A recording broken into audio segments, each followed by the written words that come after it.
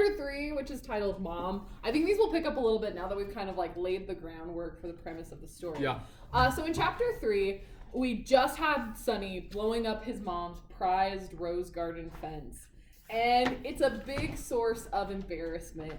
And as you might guess, Sonny's dad, Homer, is not happy because here he is running the mine, highly respected member of the community, and his son blows up their fence in front of everyone. Everyone knows about it. It's the talk of the town.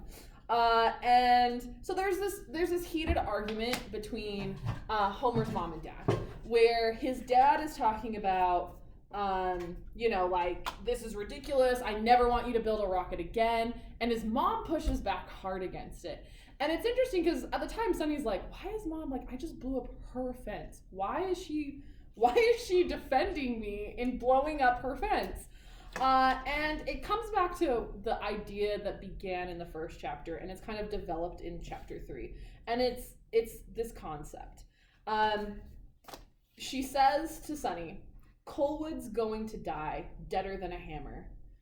And Homer's like, or Sonny, I keep calling him Homer. Sonny is very like kind of scared by this. And this is another thing where it's like he's coming out of childhood and realizing that there are flaws in the world. There are things that like don't work perfectly.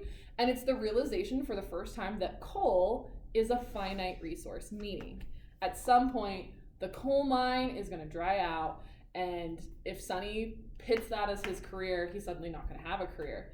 And then the other piece to that, we figure out at the end of this chapter, when his dad gets a call, something bad happens in the mine. He gets a call in the middle of the night. He hurries and gets dressed. He's like hurrying, running down the steps. And Sonny's just listening to this in bed.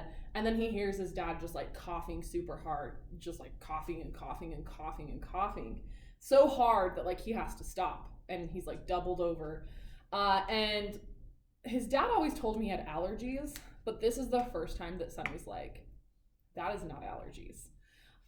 And this is the other layer to that, is that Elsie, one of the reasons why she dislikes the mine is it kills you.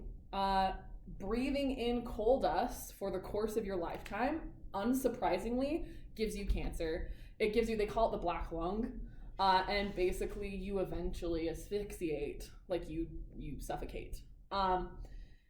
And so, if nothing else, if the mine doesn't die before, Sonny's lived his career, it's going to kill him. And not to mention, just mines are dangerous. His best friend's dad died in there. We learn in the first chapter his grandpa's legs were both cut off in the mine. Like, the mines are dangerous, they're poisonous, and they're finite. And these are all good reasons to pick a different path. And so in this chapter, we have Elsie, first of all, defending Sonny's actions and kind of convincing the dad that, hey, let him continue to pursue this.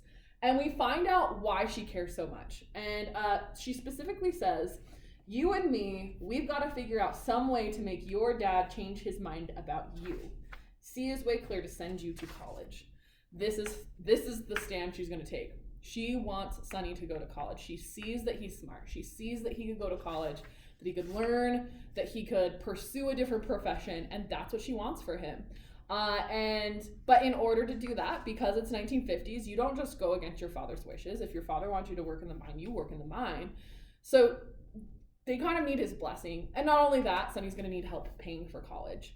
And so she talks about how she's been able to save up a little bit, but that Sonny needs to convince their dad that he's capable of being successful at college. And so that's really like kind of the crux of this whole chapter. And also just Sonny wrapping his mind around the idea that his father's sick, the Colwood, this town he loves, this town he grew up in, is dying to a degree, and kind of what he's going to do about that. And this is going to come up in chapter 4 as well. He's also super embarrassed. So here he has this obstacle. His dad doesn't believe in him. He's embarrassed himself in front of the whole community, but his mom is telling him to keep going. And we're going to see him kind of try to come over those hurdles in the coming chapters. Anything to add to chapter 3? No, I just think there's one line I like. He says, then I remembered what Mom had said about Colwood dying. That was the hardest thing to understand of all the things she had told me. All around me, Colwood was always busily playing its industrial symphony of rumbling coal cars, spouting locomotives, the tromping of the miners going to and from the mine. How could that ever end? So yeah, it kind of has this whole, like we said, his Yeah. whole life has been built around coal, and now his mom's saying that whole entire life It'll end. might not even, Yeah. last forever. All right.